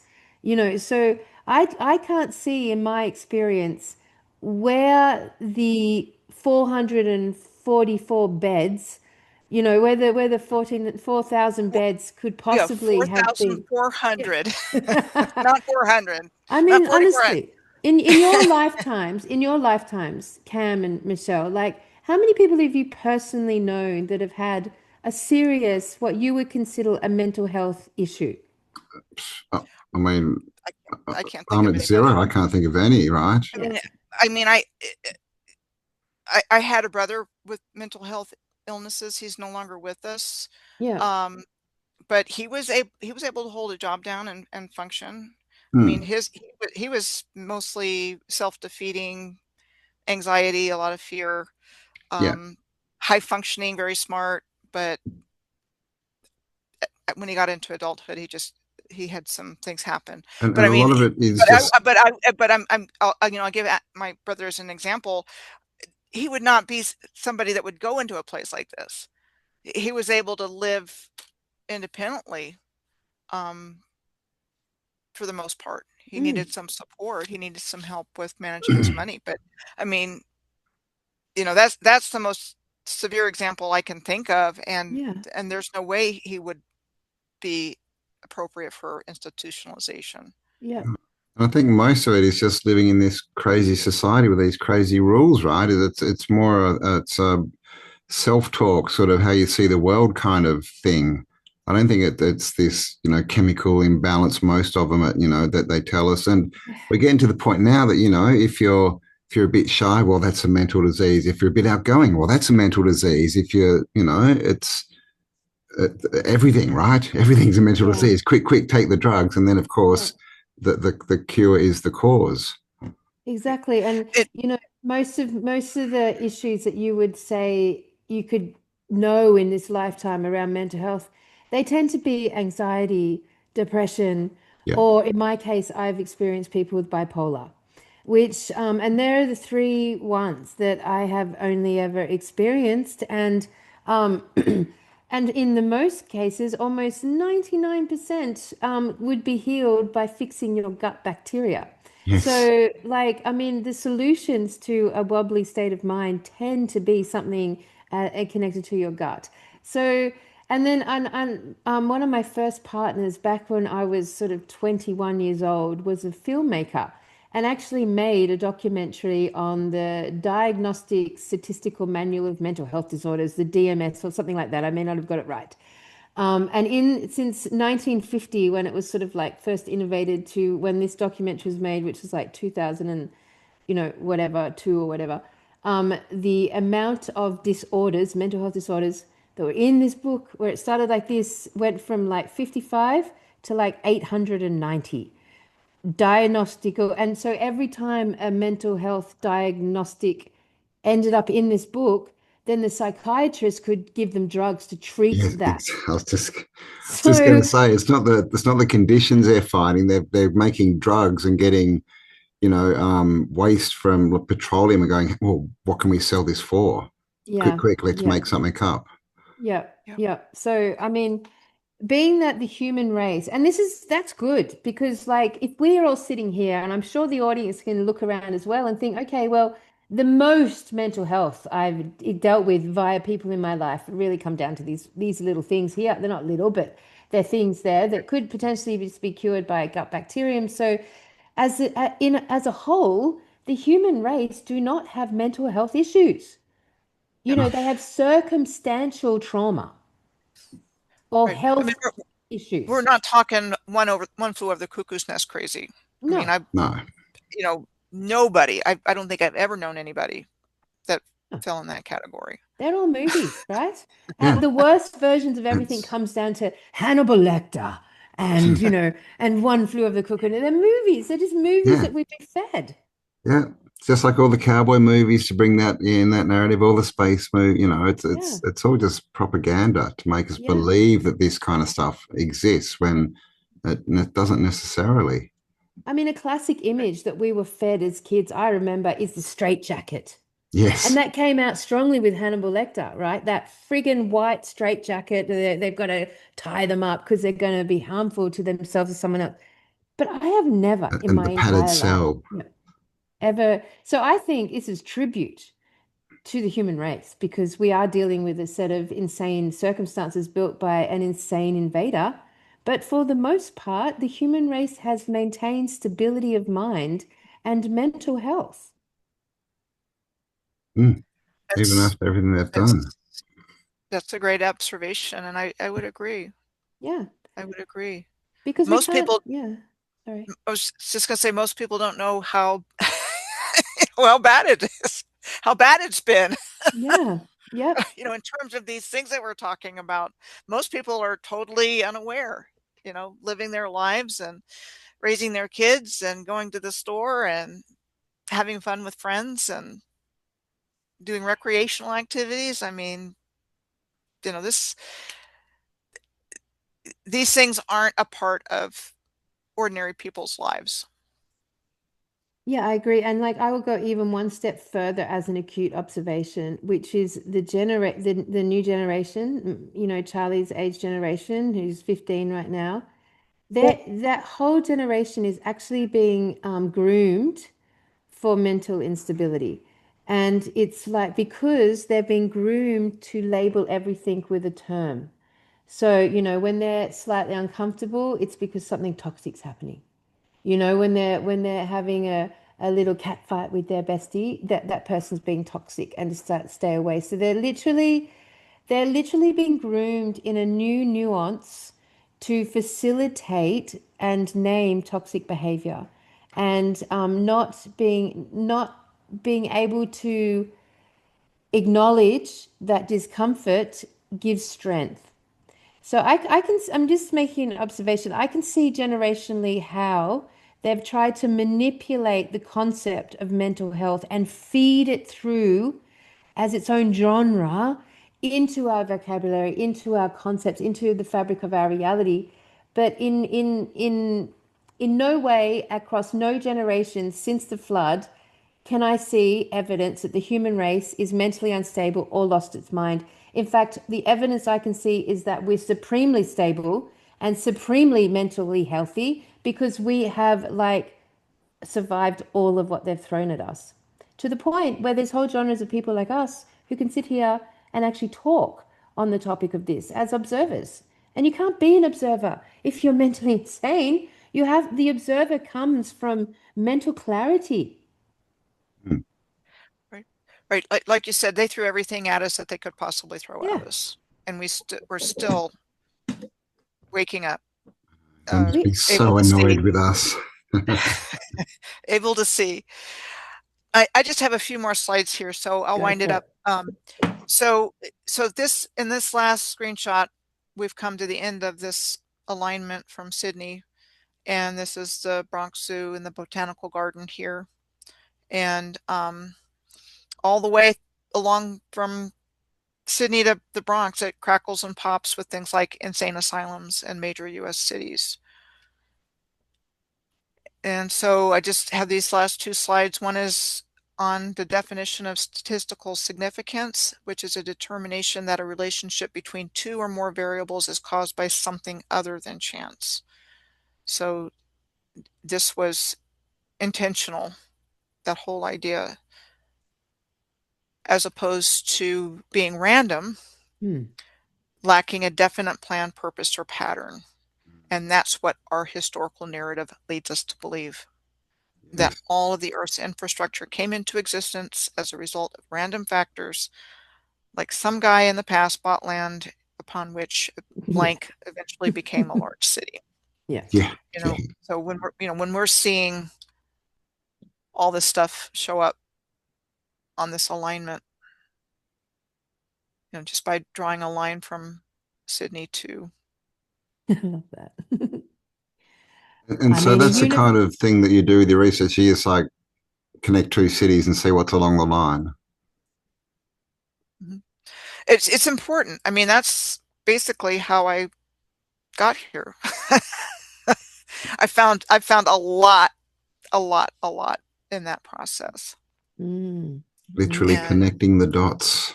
it's literally going place to place and looking at the history, looking at the infrastructure, and all these patterns come out. And, you know, I mean, that's what I have to share is the pattern recognition and the similarities in places and the stories that go along with them. And does this even make sense?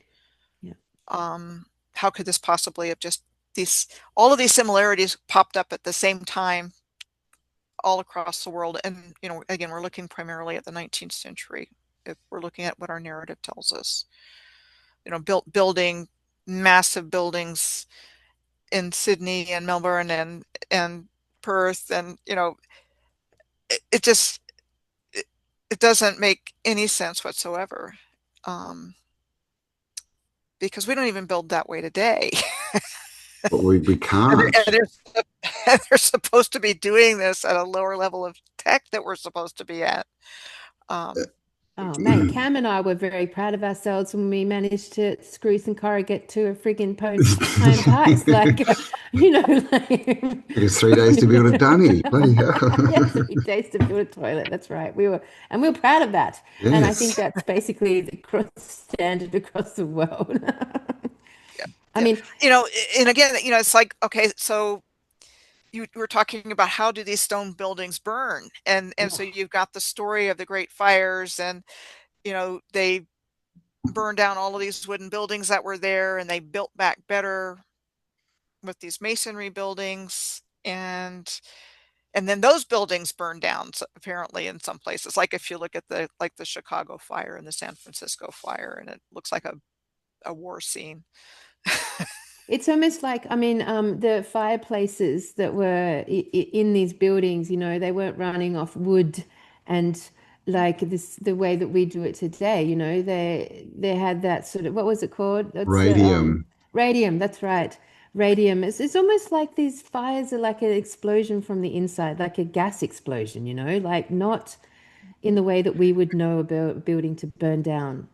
Right.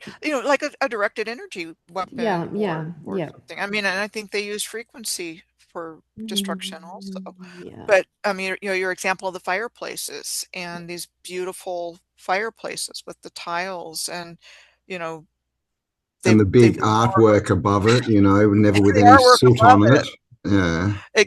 Exactly, Campbell. And when they knocked out this grid, they had to replace it. They had to replace it with coal and oil and gas, and burn the logs on the andirons in the fireplace that was never meant to produce heat Burn that wood. way. Mm. And you have works of art. The andirons that held the logs were works of art. The fireplaces were works of art. Mm. And they had to heat the place up somehow after this grid was destroyed. So I see this whole, especially in the 19th century, they're getting things up and running. The streetcars are being pulled by horses or mules until they can get it re-electrified. And then as soon as they can get the cars and the buses up and running, then they take all of the other infrastructure out. And then the free energy mass transportation that's not polluting is replaced by what we've got today, with the chaos and the insurance and the companies controlling the cost of fuel and making lots of money and starting wars and things like that. So, but I see that very much as this free energy system was in place. It got knocked out. They had to dig everything out. They had to get things restarted. And then they had to use the available resources that they figured out how to turn oil into gas, and get the cars going and everything. And they got all that in place. And then whatever public transportation they had, for the most part, except in a few places where they still have the streetcar system, um, they got rid of the streetcar system. And Mm. they used to have the streetcar everywhere. I mean, I've Yeah, I've seen photos Every of, city. Yeah. it like in a residential neighborhood yeah, with the streetcar going down the street. I saw one in Charlotte, North Carolina, yeah. of a They're all historic over photo. Australia too. Yep. Yeah. Yeah. I Everywhere. mean, But not controllable, right? Like once everyone's on a car, they can control it. They make you register and pay this stuff, but then they can play with the petrol prices, which we've seen recently.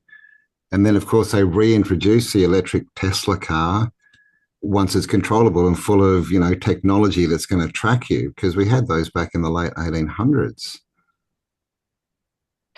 Yeah, and we can't even imagine that we had all this sophisticated technology 100, 200 years ago. Mm. Yeah. It's like, how could that possibly be? And I think that's one of the stumbling blocks that people have in really understanding all of this, it's like, well, how's that even possible? When you were talking just before, I had a flash of The Dark Crystal. You know that the movie The Dark Crystal, that TV series? They were made with puppets when we were kids. Yeah.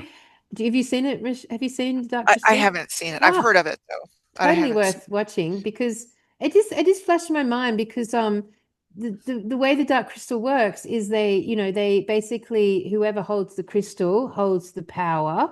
I've been thinking about crystals lately, and with the Dark Crystal, they basically have to take the life force out of the gelflings, out of the little creatures of the earth, the earthlings, you'd call them probably. And they'd put them up, and the crystal would drain their life force and then put all the power into this dark crystal.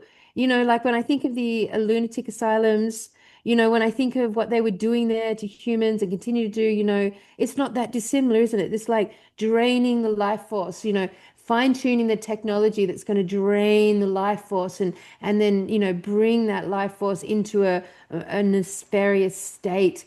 When we did a live show, Cam and I talk about the Ark of the Covenant a lot as the first technology that was like, inspired by the voice of God to be built. And it was an energy weapon. It was an energy weapon and a resonant weapon and a frequency weapon. And, the first like identifiable physical weapon on this realm. And, I can see how the Ark of the Covenant concept, the weaponized concept, would, be very underpinned by, asylums, lunatic asylums, and having a place, a farm, if you like, to loosh and recharge its battery, taking the life force out of humans, just to add a dark and devious note to the end of our podcast.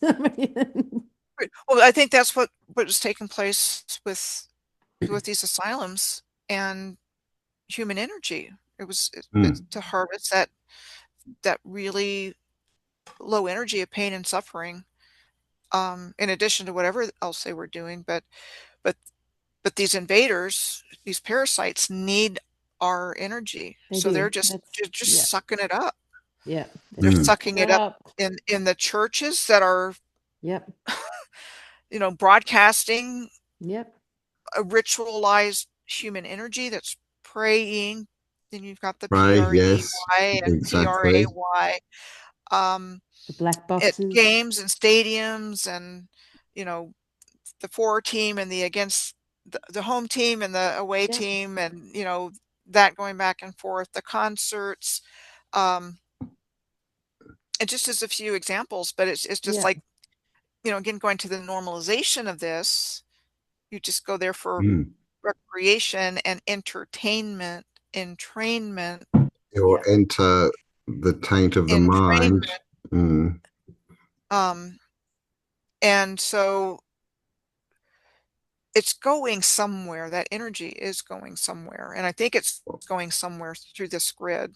Yeah. And then these So buildings are, once they reprogrammed it from for the benefit of all of life to the benefit of the few, they reprogrammed it, and is it, where is it going?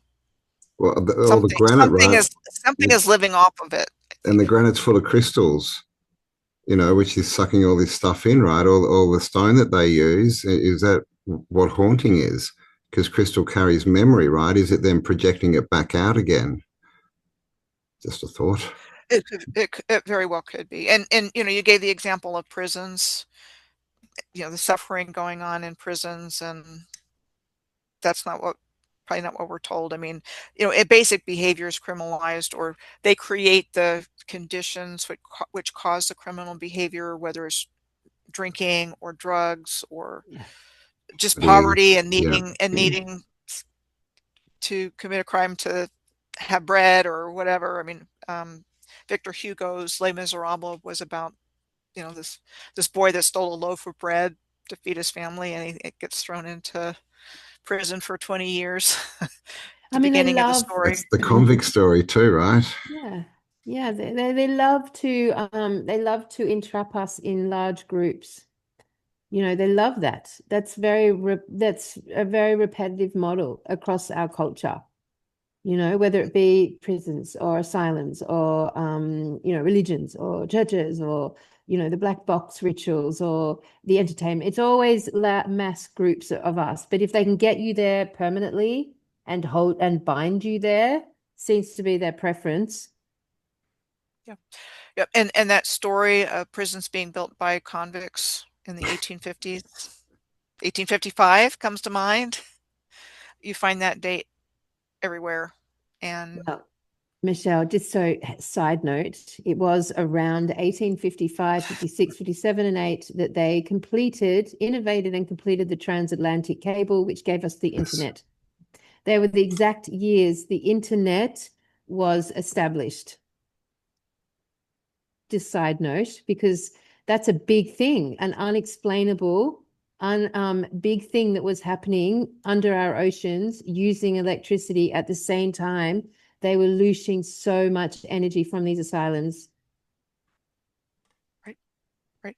At the same time, 1854 was the year that Commodore Perry went to Tokyo and that whole opening of Japan came about, 1854. I mean, there's just, trains, massive train engineering projects coming online. The Pennsylvania Railroad built this amazing band called it was called the Horseshoe Bend. It was in Altoona, Pennsylvania. If you look at it, it's just this incredible thing. It was called a major engineering project of its day in 1854. But that was all pre-existing tech. Yeah. And they just, All if they were doing anything, they were getting it back up and running again. Yeah. Totally. They did not build. Because, it was the peak of technology. And then, like 50 years later, they're ripping it out and stuff. And all those weird pictures of like them running trains, like the old trains off bridges and stuff to destroy them. And like, it's just a crazy story. Yeah. Yeah. Well, entertainment. There you go. Part 2 of another crazy look. But I will end the note by congratulating everyone who's listened to this, because we have proven to be the least insane of all of it. The human race are mentally stable. We are stable and we are sane, and let no one tell you otherwise. We have survived. We've survived, and pretty well, I think. Pretty well. It's not like we've survived in a decayed mess in the corner, surrounded by rats and bats. We've survived well. In fact, one could argue from the perspective of creator energy that we're thriving, and like, it's once you become conscious of a lot of this, you can really make a lot of easy tweaks in your reality to really, even have your mental health, thriving even more and brighter, and your health brighter and your consciousness brighter. And since we haven't actually lost the faculties of intuition, since that's still very much alive in us, it means that we're still connected to a unified field. Like, they've never managed to corrupt or sever that. And when we talk about that, I'm in a real film thing at the moment. I think of the Golden Compass, where they have the daemons, they're little creatures that accompany them, and the technology is to sever that relationship, sever them from their protector, unified, intuitive relationship, and they've never achieved it. Not with us. That's correct. Excellent point, Kelly. Thanks, mate. They can't. They can't do it. They can't. They try and they try. I mean, it makes sense, doesn't it? If you were really to try to figure out what precisely and exactly they were trying to do, if I was them, I would simply be trying to separate our, use whatever word you want. Intuition is probably the word I'm going to use, but sever our relationship to intuition, our relationship to unification, to wholeness, to oneness, to love, to heart, to spirit, to soul, to living beings, to sever our relationship to the all. That's what would then render the human race a zombie, controllable slaves. But they've never managed to do that. Not yet. Life's an inside game, right? And that's the thing. They get you by getting you to believe it's an outside game and all the answers are outside of you, but They're inside. Well, my intuition is fucking alive and well, I'll have everyone know. So they haven't managed to sever us Mm. from that. And And that is the thing. mine too. Yeah, I mean, all of that's us. what I that's it's intuition. Yep. Yeah, the teacher You within. know, they've removed all of this from our books and our history, and What a so power. I was interested in books that talked about stuff like this, but I've found my way through noticing what was in the environment and people I met, and being open to receive new information, not having to have things look a certain way. And it's been very intuitive, and it's been synchronistic, you Yeah, know, Yes. synchronistic and of death. I think a big thing is trusting yourself. People don't trust themselves anymore and their own thoughts and their own intuition, and they think they need an expert, right? Which is all the program. But when you do trust yourself and you go with your gut feeling, and that synchronicities do happen, things start to line up, right? And you know what? Intuition, when it comes down to it, it's just this observation of what is.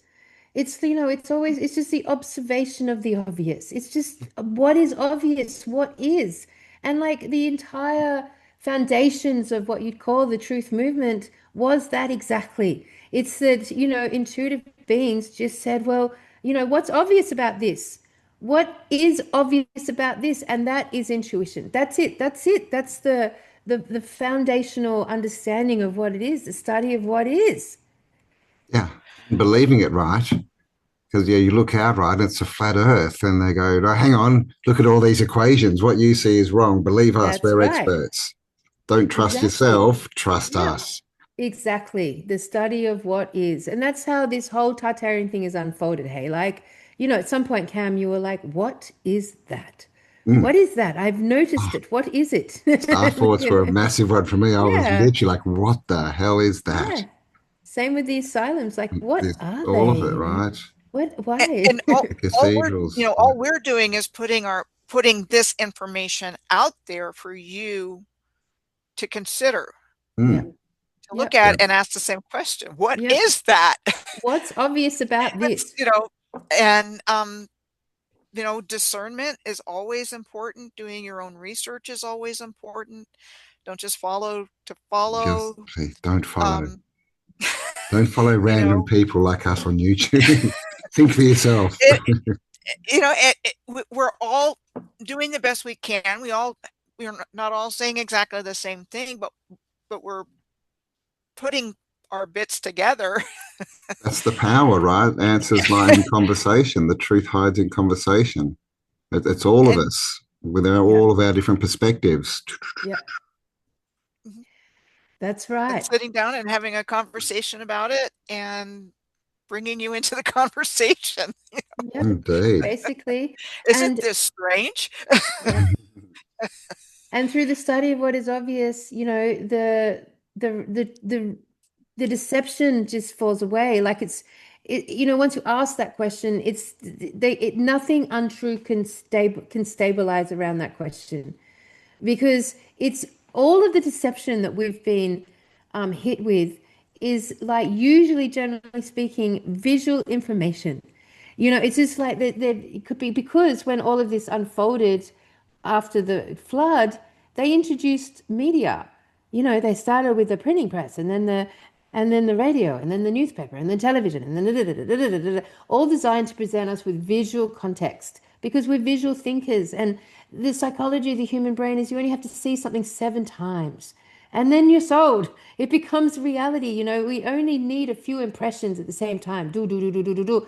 And then that becomes the perception that we're filtering our belief structures through. So it's not like a difficult equation to understand how the illusion has happened. But when you actually stop and say, what is obvious about this? What is obvious about these buildings in the city that I've walked past 1,000 million times is that they're gigantic and they're not built for people outside. I mean, that is obvious once you started. But when you only have to ask one question, and then there's 1,000 more applications of that one question. So it doesn't take much for the delusion and the illusion to drop, once you're using your intuition. Indeed. Indeed. the And word if you, media, sorry, you go. the word media is connected to the word medium. Medium, yeah. Talking about the intermediary between spirits. Yep. Yeah. So And you get that Medea, connection the in there as goddess well. Medea, yeah. They And they all, and tell lies, see a vision, they kind of tell us in their spelling, right? yep, and that medium language concept is so true as you work your way through the inventions of the last 200 years. It's there always start with the idea of mediumship. Media has had its foundation, the technology with the connecting with the dead. So that should tell you everything, everyone, because connecting with the dead would be the ultimate inversion of the living. Hmm. Like you, Yeah. it's kind of unimaginable conceptually. Why would you do that? Like you to revere and to remember and to honor, but why do you need to have this delusion of talking to the dead? Like, anyway, but that's a whole other podcast, and we will leave that to this same Yes. time next week. If you want to hear more about that one, Melbourne. When's Melbourne? The 31st? 31st of October to the 1st 31st? of November and And the of 2nd course, of November.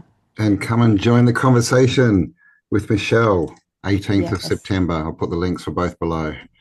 And Michelle, are you going to join us for one more podcast next week before you start on your wonderful adventure to the land of Oz? All right, right. good. I can. The land of Thumbs Oz. up. Let's do it. Have a Let's look do it. behind the curtain, see what's Let's do there. it. All right, my friends, that was great and fascinating and a good chew as always. Very enjoyable. Thank you for the slide presentation, Rita. I always get excited. Oh, what is she going to bring this time? What topic will we traverse this time? Yes. Thank you, Michelle. Great to chat again. And we will talk again next week, and then we'll talk in person. Woohoo, yay. Can't wait. All right, everyone. Well, look, everyone have a lovely week out there in the audience, and a lovely week, you guys. And we'll be back online next Friday night with part 3 of Michelle Gibson, leading to Great. her Yes. world tour. Her world tour. Your Australia tour. Across the All realm right. tour. But it's big for me. I mean, it's my first foray into this side of things. The outer ring. Well, I can tell you, Michelle, there's no other set of arms than to fall into Cambell's and mine to feel like a beautiful way to start your live show presentations. I We know promise. that. We're soft and gentle and loving. I'm with the best. You're with the best, my friend. Don't you worry. Sing about it. We'll get you Vegemite sandwiches and everything. That's right. That's right.